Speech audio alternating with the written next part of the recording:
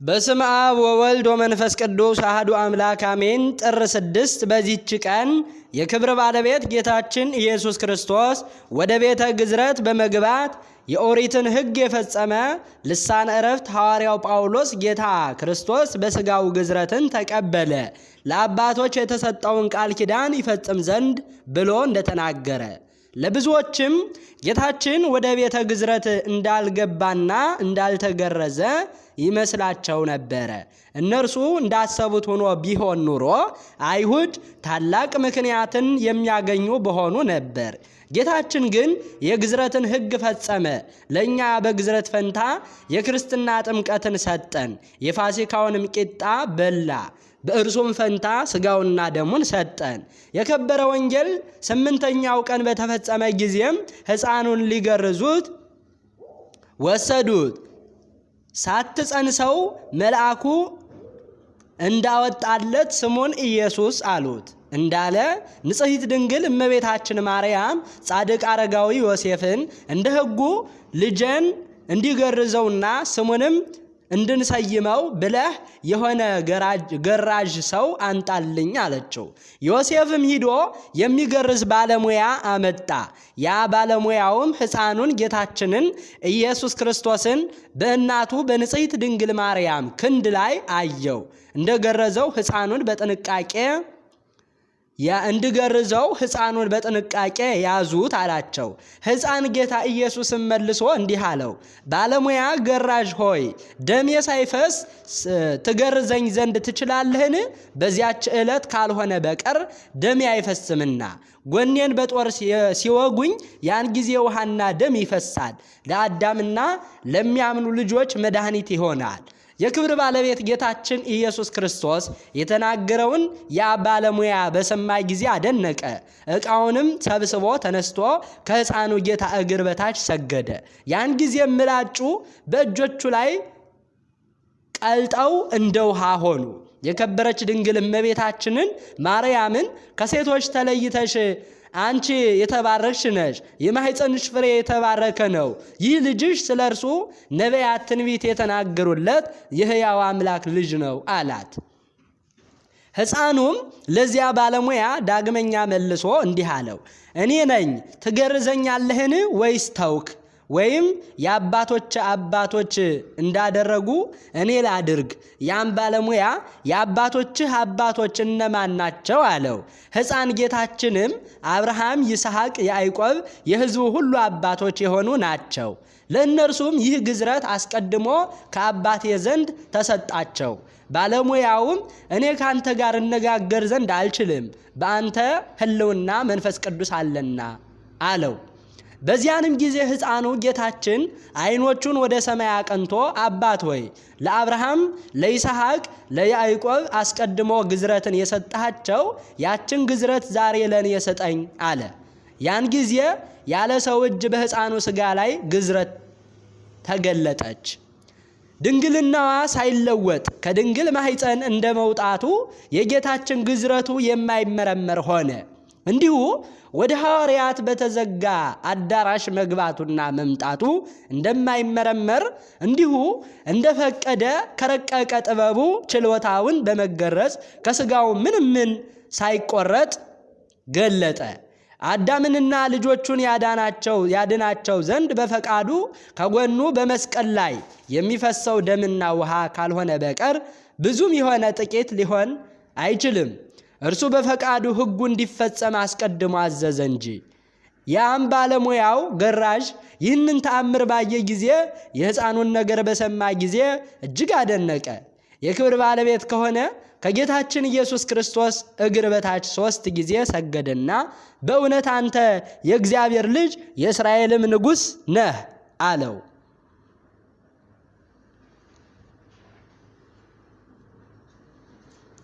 ከዚህ በኋላ ከጌታችን ኢየሱስ ክርስቶስ ከተአምራቱ ያየውንና የሰማውን እየተናገረ ወደ ቦታው ሄደ። ለእርሱም ለጌታችን ከቸር አባቱ ጋራ ማህያዊ ከሆነ መንፈስ ቅዱስም ጋራ ክብር፣ ምስጋና፣ ስግደትም ይሁን ዛሬም ዘወትርም ለዘላለሙ አሜን።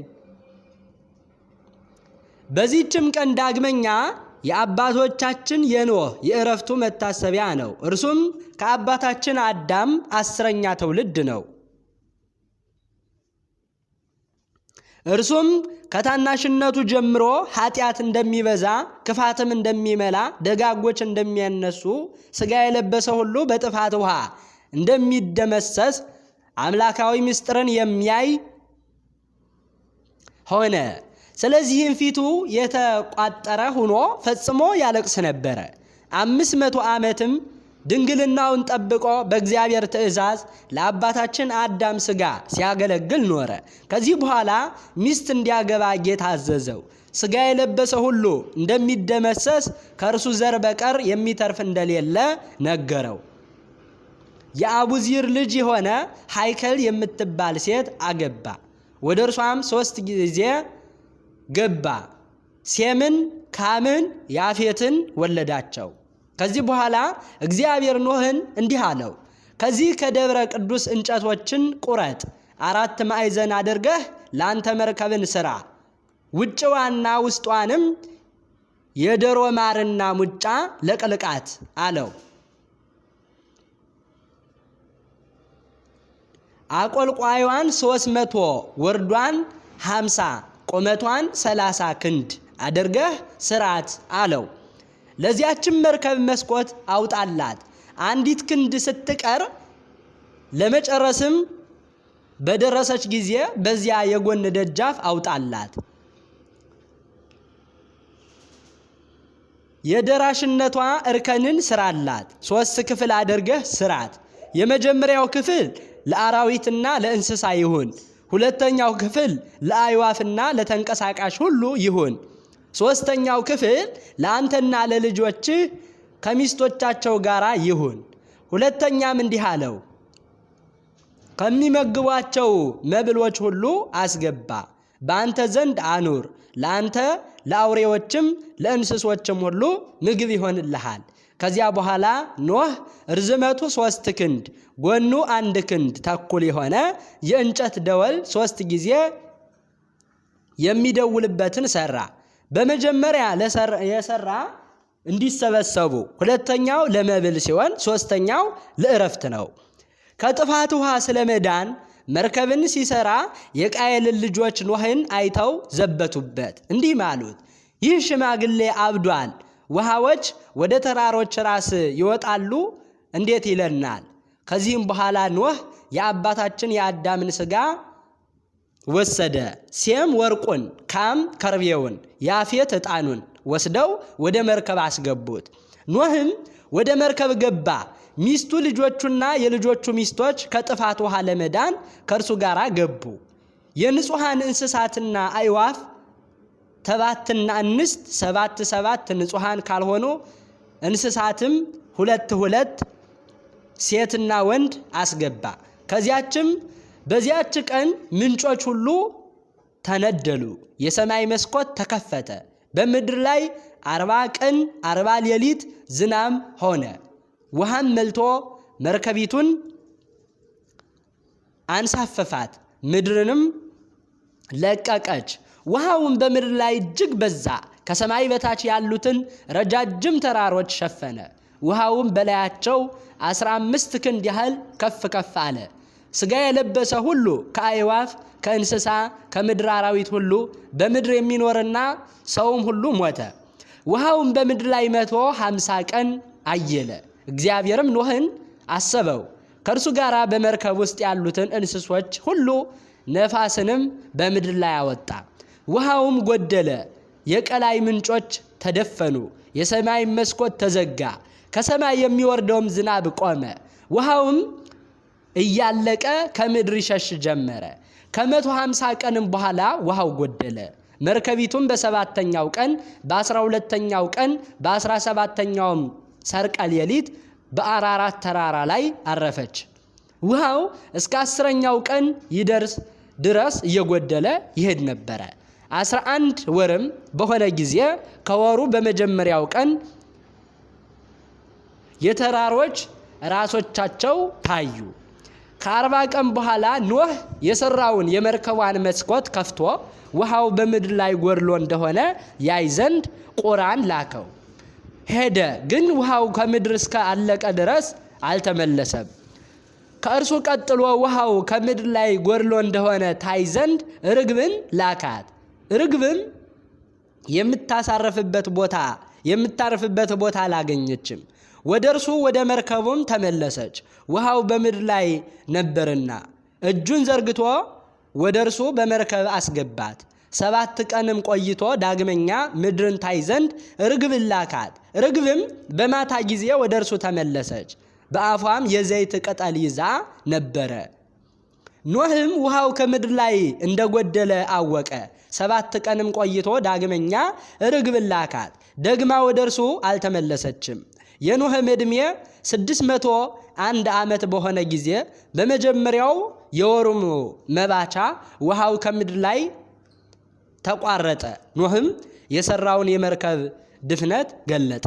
ጨረቃ ሰርቅ ባደረገችበት በ12ኛው ቀን በሁለተኛው ወር ምድር ደረቀች። እግዚአብሔርም ኖህም አንተ ሚስትህም ልጆችህም የልጆች ሚስቶችም ካንተ ጋራ ያለም ሁሉ ከመርከብ ውጡ አለው።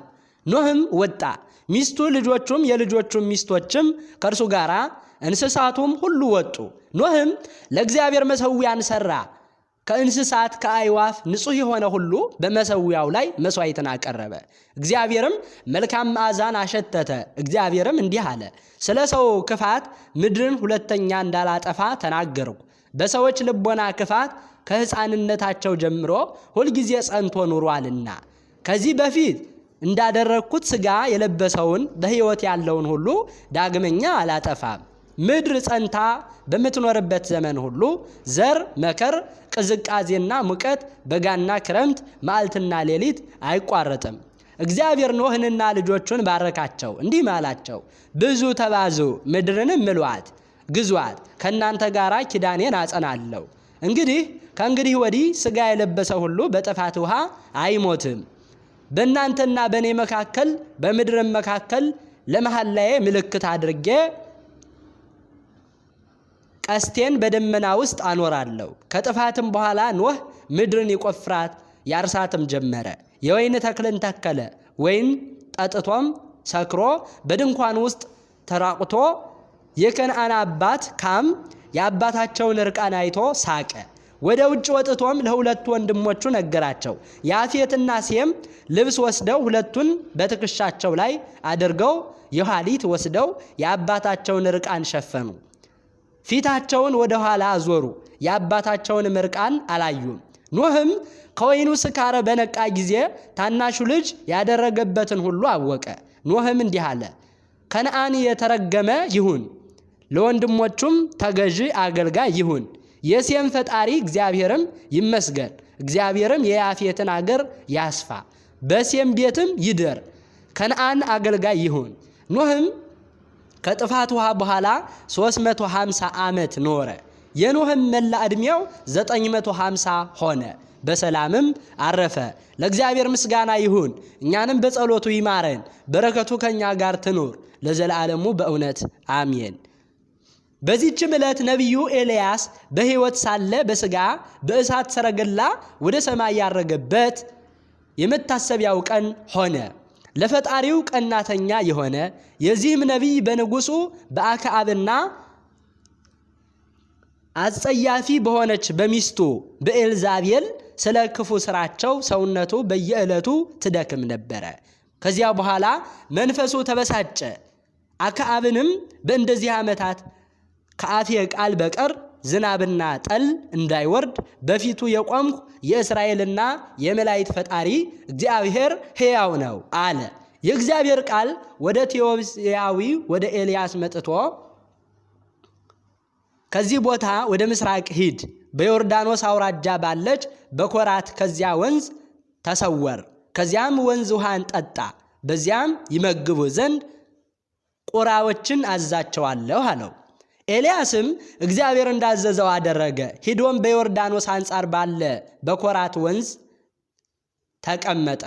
ቁራዎች ጠዋት ዳቦን ማታ ስጋን ያመጡለት ነበረ።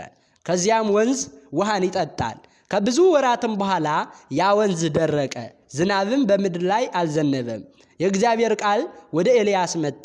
ተነስተህ የሲዶና ክፍል ወደምትሆን ወደ ስራጵታ ሂድ፣ በዚያ ተቀመጥ፣ ድሃ ሴት በዚያ ትመግብህ ዘንድ እንሆ አዝዣለሁ አለው።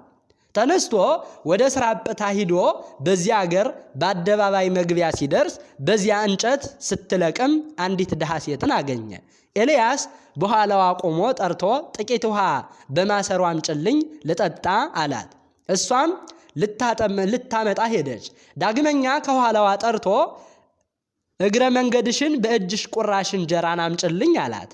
ያችም ሴት በማድጋ ካለ እፍኝ ሙሉ ዱቄት በማሰሮም ካለ ከጥቂት ዘይት በቀር እህል እንደሌለኝ ፈጣሪ እግዚአብሔር ሕያው ነው። እንሆም ጥቂት እንጨትን እለቅማለሁ፣ ሂጀም ለልጅና ላንተ አዘጋጃለሁ፣ በልተነውም እንሞታለን አለችው። ኤልያስም በእግዚአብሔር እመኚ፣ ሂደሽ እንዳልሽ አድርጊ፣ ነገር ግን ለእኔ አስቀድመሽ ትንሽ አምባሻ ጋግረሽ አምጭልኝ፣ ለልጅሽና ላንቺ ግን ኋላ ታደርጊዋለሽ አላት። እግዚአብሔር እንዲህ ብሏልና በምድር ላይ ዝናብን እስቲያዘንብ ድረስ በማድጋሽ ያለ ዱቄትሽ በማሰሮም ያለ ዘይትሽ አታልቅም አላት። ያችም ሴት ሂዳ አዘጋጀች። እሷና እሱ ልጇን በሉ። ከዚህ በኋላ የባለቤቷ የዚያች ሴት ልጅ ታመመ። ነፍሱ ከስጋው እስከምትለይ በሽታው ጸናበት። ያችም ሴት ኤልያስን ኃጢአቴን አዘክረህ ልጄ ይሞት ዘንድ ወደ እኔ የመጣህ ነቢየ እግዚአብሔር እኔ ከአንተ ምን አለኝ? አንተስ ከኔ ምን አለህ? አለችው። ኤልያስም ያንን ልጅሽን ስጭኝ ብሎ ከእቅፏ ላይ አንስቶ እሱ ወደሚያድርበት ሰገነት አውጥቶ በአልጋው ላይ አስተኛው። ኤልያስም ወዮልኝ፣ አቤቱ እኔ በዚች ድሃ ሴት ዘንድ አድሬአለሁና አንተ ግን ተቆጥተህ ልጇን ገደልህባት። አቤቱ የዚችን ሴት ጩኸቷን ስማት አለ። በዚያን ልጅ ላይ 3 ጊዜ እፍ አለበት። እግዚአብሔርንም አቤቱ ፈጣሪዬ የዚህ ልጅ ነፍሱ ከስጋው ጋር ትዋሃድ ብዬ ለመኑ። እግዚአብሔርም የኤልያስን ልመናውን ሰማው። የዚያም ልጅ ነፍሱ ከስጋው ተዋሃዳ ዳነ። ይህም ሕፃን ነቢዩ ዮናስ እንደሆነ ይናገራል። ከዚያ በኋላ እግዚአብሔር ኤልያስን በምድር ላይ ዝናብን አዘንባለሁና ሂደህ ለአክዓብ ተገለጥለት ብሎ አዘዘው። ኤልያስም ወደ አክዓብ ሄደ። አክዓብም ኤልያስን ባየው ጊዜ እስራኤልን የምትገለባብጣቸው አንተ ነህን? አለው። ኤልያስም ፈጣሪያችሁ እግዚአብሔርን የተዋችሁት ሂዳችሁ ጣዖታትን ያመለካችሁ አንተና የአባትህ ወገኖች ናቸው እንጂ እኔስ እስራኤልን አልገለባበጥኳቸውም አለው። አሁንም ወደ እስራኤል ልከህ ከኔ ዘንድ ወደ ቀርሜሎስ ተራራ ሰብስባቸው 450 የሚሆኑ ነቢያት ሐሰትን ከኤልዛቤል ማዕድ የሚመገቡ 400 የሚሆኑ በዛፋ መስገጃ የተሾሙ ነቢያት ሐሰትንም ሰብስባቸው አለው። አክዓብም ወደ እስራኤል ሁሉ ልኮ ሁሉንም ወደ ቀርሜሎስ ተራራ ሰበሰባቸው። ኤልያስም ወደ እስራኤል ሁሉ ቀርቦ እግዚአብሔር ፈጣሪ ከሆነ እርሱን አምልኩ፣ ቤል አምላክ የሆነ እርሱን ተከተሉት፣ እስከ መቼ ድረስ በሁለት ስሕተቶቻቸው ትጠራጠራላችሁ? አላቸው። ኤልያስም ሕዝቡን የእግዚአብሔር ነቢይ እኔ ብቻዬን ቀርቻለሁ፣ የጣዖቱ ነቢያት 450 በዛፉም መስገጃ የተሾሙት እነሆ 400 ናቸው። 2 ወይፋፍኖችንም ይስጡን፣ እነርሳቸውንም አንዱን መርጠው አርደው በየብልቱ አወራርደው በእንጨቶቹ ላይ ይከምሩት፣ እሳትን ግን አያንድዱ። እኔም ሁለተኛውን ወይፈን አርዳለሁ፣ እሳትንም አላነድም። እነርሱም የጣዖቶቻቸውን ስም ይጥሩ፣ እኔም የፈጣሪዬን የእግዚአብሔርን ስም እጠራለሁ። ከእነርሱም እሳትን ከሰማይ ወርዳ ያወረደ ፈጣሪ ነው አላቸው። ሕዝቡም መልካም ቃል ተናገርክ ብለው መለሱለት። እነርሱም የመረጡትን በሬ ለአማልክቶቻቸው አስቀድመው መስዋዕትን አቀረቡ፣ ግን የተቀበላቸው የለም። ኤልያስም መስዋዕቱን ባቀረበ ጊዜ ከእግዚአብሔር ታዛ እሳት ከሰማይ ወርዳ መስዋዕቱን፣ እንጨቱን፣ በጉድጓድ ያለ ውሃውንም አቃጠላቸው፣ መሬቱንም ላሰችው። ኤልያስም ሕዝቡን እንዲህ አላቸው፣ ጣዖቱን የሚያገለግሉ ነቢያተ ሐሰትን ያዟቸው፣ ከእነርሱም የሚያመልጣችሁ አይኑር አላቸው። ሕዝቡም ነቢያተ ሐሰትን ያዙ። ኤልያስም ቄሶን ወደሚባል ወንዝ አውርዶ እየወጋ ጣላቸው። ከዚያ በኋላ ዝናብ ዘነበላቸው። ደስ ብሏቸውም ምስጉን እግዚአብሔርን አመሰገኑት። አክዓብም ለሚስቱ ኤልዛቤል ኤልያስ ያደረገውን ሁሉ አሳፋሪዎች ነቢያቶችንም በጦር ወግቶ እንደገደላቸው ነገራት። ባልኖረባት አንተ ኤልያስ ኖርህባት፣ አንተ ባትኖርባት እኔ ኤልዛቤል ኑሬባት፣ ነገ ይህንን ጊዜ ሰውነትህን ከነሳቸው እንዳንዱ ሰውነት ባላደርጋት የያዘችውን ጥላ አማልክቶቼ እንዲህ ይጣሉኝ እንዲህም ይግደሉኝ ብላ ወደ ኤልያስ ላከች። ስለዚህም ኤልያስ እጅግ አዝኖ እንዲህ አለ፣ አቤቱ ነቢያቶችህን ገደሉ፣ መሠዊያዎችህንም አፈረሱ፣ እኔም ብቻዬን ቀርቻለሁ። ነፍሴንም ሊገድሏት ይሿታልና እግዚአብሔርም ለጣዖት ያልሰገዱ ለእኔ 7,000 ሰዎችን አስቀርቻለሁና አትፍራ፣ ያንተንም ነፍስ ማንም ሊወስዳት የሚችል የለም። ነገር ግን በሥጋ ሕያው እንደሆንክ ወደ ሰማይ አወጣሃለሁ አለው። አክዓብም ከሞተ በኋላ የሞዓብ ሰዎች አመፁ። አካዝያስም ታሞ በሰማርያ ባለ እልፍኝ ተኛ። ከዚህች በሽተኛ እድን እሞትም እንደሆነ ወደ አቃሮን ጣዖት ወደ ዝንቡ ካህን ሂዳችሁ ጠይቁልኝ ብሎ መልእክተኞችን ላከ። እነርሱም ሊጠይቁት ሄዱ። ነቢዩ ኤልያስም መልእክተኞችን በዚህ ደዌ እንደምትሞት እወቅ ብላችሁ ለንጉሳችሁ ንገሩት አላቸው።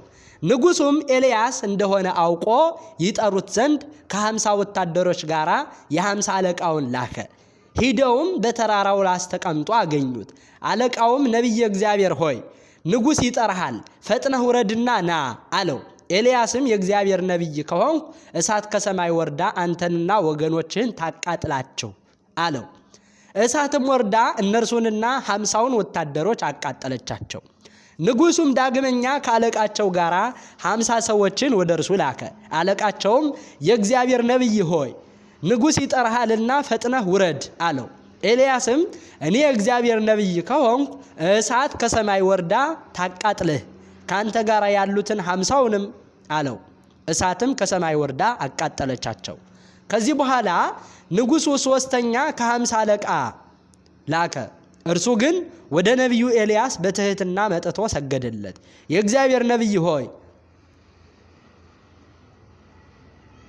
ተገዛሁልህ፣ ሰውነቴ በፊትህ ትክበር፣ የእነዚህም የባሮች ሰውነት ትክበር አለው። ኤልያስም ተነስቶ ወረደ፣ ከእሳቸውም ጋር ወደ ንጉሱ ሄደ። ንጉሱንም እንዲህ ብሎ ተናገረው፣ እግዚአብሔር እንዲህ አለ፣ ቃልን ከጣዖት ትጠይቅ ዘንድ የእስራኤል ፈጣሪ የለምን? ወደ አቃሮን ጣዖት ወደ ዝንቡ ካህን እንዴት ላክ? ነገሩ እንዲህ አይደለም፣ በዚያም ሞትን ትሞታለህ እንጂ ከተኛህበት ምኝታህ አትነሳም አለው። ወዲያውኑ ሞተ። ከዚህ በኋላ እግዚአብሔር ኤልያስን ወደ ሰማይ በሚያወጣበት ጊዜ ኤልያስና ኤልሳ ከገልገላ ተነስተው ሂደው ወደ ዮርዳኖስ ደረሱ። ኤልያስም መጠምጠሚያውን አውርዶ ጠቅሎ የዮርዳኖስን ውሃ መታበት። ውሃው ተከፍሎ ወዲያና ወዲህ ቆመ። ሁለቱም ሁሉ በደረቅ ተሻገሩ። ወጥተውም በምድረ በዳ ቆሙ። ኤልያስ ኤልሳዕን ካንተ ተለይቼ ወደ ሰማይ ሳልወጣ አደርግልህ ዘንድ የምትሻውን ለምነኝ አለው። ኤልሳዕም ኤልያስን በአንተ ያደረ ሀብተ መንፈስ ቅዱስ እጥፍ ሆኖ ይደርብኝ አለው። ኤልያስም ኤልሳዕን ድንቅ ነገርን ለመንከኝ፣ ነገር ግን ካንተ ተለይቼ ወደ ሰማይ ሳርግ ብታየኝ ይሁንልህ፣ ባታየኝ ግን አይሆንልህም አለው። በዚያንም ጊዜ የእሳት ሰረገላ የእሳት ፈረስ መጣ፣ ወደ መካከላቸውም ገብቶ አራራቃቸው። ኤልያስም እንደዚህ በንውጽውጽታና በጥቅል ነፋስ ወደ ሰማይ አረገ። ኤልሳዕም አይቶ የእስራኤል ኃይላቸውና ጽናታቸው አባ አባ ብሎ ጮኸ። ከዚህ በኋላ ዳግመኛ አላየውም። ልብሶቹንም ለሁለት አድርጎ ከፈላቸው። ኤልያስም ለኤልሳዕ መጠምጠሚያውን ጣለለት፣ በኤልሳዕም ራስ ላይ ወረደ። የኤልያስም ሀብተ መንፈስ ቅዱስ በኤልሳዕ ላይ እጥፍ ሆኖ አደረ። ኤልያስም የሰራውን ተአምራት ኤልሳ እጥፍ አድርጎ ሰራ። ይህም ኤልያስ በኋላ ዘመን ከሄኖክ ጋር ይመጣ ዘንድ አለው። ሐሳዌ መሲሕንም ይቃወሙታል፣ እርሱም ይገድላቸዋል።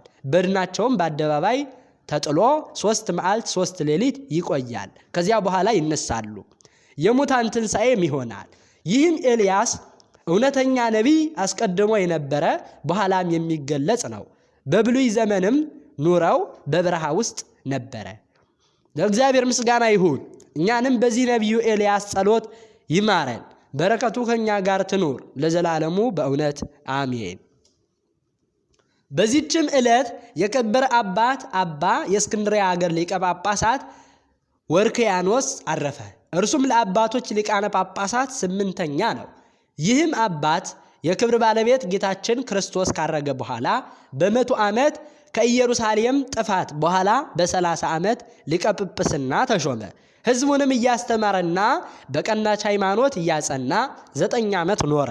ብዙዎች አረማውያንንና ከሃዲያንን እግዚአብሔርን ወደ ማወቅ መለሳቸው። የክርስትና ጥምቀትንም አጠመቃቸው። በወንጌል ትምህርትም ልቦናቸውን ብሩህ አደረገ። መልካም ጉዞንም በመጓዝ እግዚአብሔርን አገልግሎ በሰላም በፍቅር አንድነት አረፈ። በረከቱ ከኛ ጋር ትኖር ለእግዚአብሔር ምስጋና ይሁን አሜን። በዚህችም ዕለት የከበረና ታላቅ የሆነ አባት የቄሳርያ ኤጲስቆጶስ ባስልዮስ አረፈ። የዚህም ቅዱስ የአባቱ ስም ኤዎስድሮስ ይባላል። እርሱም ከአንጾኪያ አገር ሰዎች ንጹሕና ቅዱስ የሆነ ቄስ ነው። 5 ልጆችንም ወልዷል። እነርሱም ባስልዮስ፣ ጎርጎሪዎስ፣ ጴጥሮስ፣ ኬርዮስ፣ መርክዮን ናቸው። ሁሉም ከፍጹምነት የደረሱ ቅዱሳን ናቸው። በዚህ በከበረ ባስልዮስ ላይ መንፈስ ቅዱስ መልቶበት በሁሉ ዘንድ የታወቀች ቅዳሴውን ደረሰ። እግዚአብሔርም በእጆቹ ብዙዎች ድንቆች ተአምራቶችን አደረገ። በገድሉ መጽሐፍ እንደተጻፈ ከእርሳቸውም 7ቱ እሊህ ናቸው። አንደኛው የስብጥያ ኤጲስቆጶስ የወንድሙ የጴጥሮስ ዜና ነው። እርሱ አንዲት ሚስት እንደነበረችው ሕዝቡም ስለዚህ ነገር እንዳሙት ወሬውም ወደ ቅዱስ ባስልዮስ በደረሰ ጊዜ ከሚስቱ ጋር ያለውን ሚስጥሩንና ገድሉን እነርሱ ንጹሐን ድንግል ደናግላን እንደሆኑ ለሕዝቡ ገለጠላቸው። የእግዚአብሔር መልአክም በክንፎቹ ሲጋርዳቸው እንዳየ አስረዳቸው። በዚያንም ጊዜ በቅዱስ ጴጥሮስ ላይና በከበረች ሚስቱ ላይ የእግዚአብሔር መልአክ ክንፎቹን ሲዘረጋ ሕዝቡ አዩ፣ እጅግም አደነቁ። የክብር ባለቤት ጌታችንን ኢየሱስ ክርስቶስንም አመሰገኑት። በደላቸውንም ይቅር ይላቸው ዘንድ ከእግሩ በታች ወድቀው ቅዱስ ጴጥሮስን ለመኑት። ሁለተኛው ተአምር ሃይማኖት ለዋጮች መናፍቃን በግፍ ስለወሰዱት ቤተ ክርስቲያን በሯን መክፈት እንዳልተቻላቸውም ቅዱስ ባስልዮስ በጸሎቱ ዘግቧታልና ከዚህ በኋላ ሃይማኖታቸው ለቀና ምእመናን ተከፈተችላቸው ገቡ።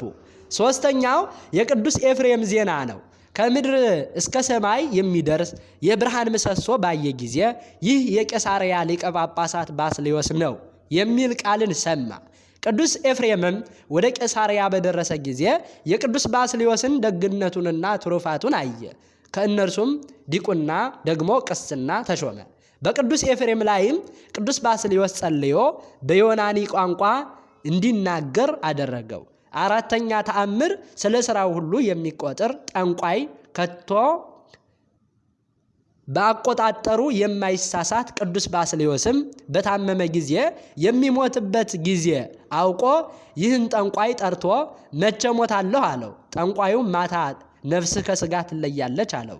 የከበረ ባስልዮስም እስከ ጠዋት ካልሞት ክርስቲያን ትሆናለህን አለው። ጠንቋዩም አዎን አለ። የከበረ ባስልዮስም የክብር ባለቤት ጌታችንን ኢየሱስ ክርስቶስን ለመነውና በዕድሜው ላይ 3 ቀኖችን ጨመረለት። ያም ጠንቋይ አመነ። ከቤተሰቦቹ ሁሉ ጋር ተጠምቆ ክርስቲያን ሆነ። አምስተኛ ተአምር ክርስትናውን ክዶ ክህደቱንም ጽፎ ለሰይጣን ስለሰጠ ባሪያ ዜና ነው። ቅዱስ ባስልዮስም በዋሻ ውስጥ ይህንን ባሪያ ዘጋበት። የክህደቱንም ደብዳቤ ሰይጣን እስከመለሰለት ድረስ ስለ እርሱ ወደ እግዚአብሔር ለመነ። ያንንም ባሪያ አዳነው። ስድስተኛ ተአምር ድንግል ስለሆነ ቄስ ዜና እርሱም ሚስቱም ከእነርሳቸውም በቁስል ደዌ የታመመ አለ። የከበረ ባስልዮስም እንዳወቀባቸው በዚያችም ሌሊት ከታመሙ ዘንድ እንደተኛ ስለ እርሱም እግዚአብሔርን እንደለመነውና ከደዌው እንዳዳነው። ሰባተኛ ተአምር ስለ አንዲት የከበረች ሴት ዜና እርሷም ኃጢአቷን ሁሉ ጽፋ በክርታስ አሽጋ ኃጢአቷ ሁሉ እስከሚደመሰስ እንዲጸልይላት ቅዱስ ባስልዮስን ለመነችው። በአንዲት በደል በቀር ኃጢአቶቿ ሁሉ እስከተደመሰሱ ድረስ ጸልይላት። ወደ ቅዱስ ኤፍሬምም እንድትሄድ አዘዛት። ቅዱስ ኤፍሬምም ወደ ቅዱስ ባስልዮስ ሳይሞት ፈጥነሽ ተመለሽ፣ የካህናት ሁሉ አለቃ ስለሆነ የሚደመስስልሽ እርሱ ነውና ብሎ ነገራት። በተመለሰችም ጊዜ ሙቶ በአልጋ ላይ ተሸክመው ወደሚቀብሩበት ሲወስዱት አገኘችው። መሪር ልቅሶንም አልቅሳ ያንን ክርታስ ከአስከሬኑ ላይ ጣለችው። በደሏም ተደመሰሰላት። ሕዝቡም ሁሉ ይህንን ድንቅ ሥራ አይተው እጅግ አደነቁ። የሚፈሩት ይህንን ታላቅ ጸጋ ለሚሰጥ እግዚአብሔርንም አመሰገኑት። ይህ የከበረ ባስልዮስ በዚህ መጽሐፍ ውስጥ ከጻፍነው ሌላ ብዙዎች ድንቆች ተአምራትን አድርጓል። ብዙዎቹንም ተግሳጾችንና ድርሳናትን ለመነኮሳትም ትምህርቶችን ደርሷል። ከብሉይና ከሐዲስም አምላካውያን የሆኑ ብዙ መጻሕፍትን ተርጉሟል። ሥርዓቶችንም ሠራ። እነርሱም በሁሉ ቦታ ይገኛሉ። ከዚህ በኋላ በሰላም አርፎ በክብር በብዙ ምስጋና ቀበሩት። ለእግዚአብሔር ምስጋና ይሁን። እኛንም በዚህ አባት ጸሎት ይማረን፣ በረከቱ ከኛ ጋር ትኖር ለዘላለሙ አሜን። በዚህችም ቀን በበረሃ 60 ዘመናት የኖረ አባ ሙሴ አረፈ። እርሱም የቅዱሳን ልቦና ከማሳቱ የተነሳ አደነቀ። ፊቱም ተለውጦ እንደ እሳት ፍም ሆነ። በረከቱ ከኛ ጋር ትሁን፣ ለእግዚአብሔር ምስጋና ይሁን አሜን። ጥር 6 ቀን የሚከበሩ ዓመታዊ የቅዱሳን በዓላት በዓለ ግዝረቱ ለክርስቶስ፣ ቅዱስ ኤልያስ ነቢይ፣ ቅዱስ ኖህ ጻድቅ፣ ታላቁ ቅዱስ ባስልዮስ ዘቄሳርያ፣ አባ ሙሴ ገዳማዊ፣ አባ መርክያኖስ። ወርሃዊ በዓላት ቅድስት ደብረ ቁስቋም፣ አባታችን አዳምና እናታችን ሔዋን፣ ቅዱስ ዮሴፍ አረጋዊ፣ ቅድስት ሰሎሜ፣ አባ አርከ ስሉስ፣ አባ ጽጌ ድንግል፣ ቅድስት አርሴማ ድንግል። ዘአቅረብኩ ማሕሌተ አዘኪሬ አእላፈ ለተጸምዱከ ዘልፈ ለእላ ያነብብ ተዋከብ ዘንድቴ መጽሐፈ እንተረሰይከ እግዚኦ ጸሪቀ መበለት ወኩፈ እምእለ አብኡ ብኡላን ዘተርፈ ነቢያት፣ ቅዱሳን፣ ሰባኪያን፣ ሰማዕታት፣ ጻድቃን፣ መላእክት፣ ትጉሃን፣ ደናግል፣ አዲ ወመነኮሳት ሄራን ባርኩ ባርኮ ጉባኤ ዛቲ መካን እስከ አረጋዊ ልሂቅ ወምንዑስ ሕፃን ለዘ ጸሐፎ በክርታስ ወለዘ አጽሐፎ እንዘ ይደርስ ለዘ አንበቦ ወለዘ ተርጎሞ በልሳን ሐዲስ ወለዘ ሰምዐ ቃሎ በእዝነ መንፈስ በጸሎተ እሙ ማርያም አራቂተ ኩሉ እምባይስ ህቡረ ይመሐረነ ኢየሱስ ክርስቶስ አሜን። ይማረን።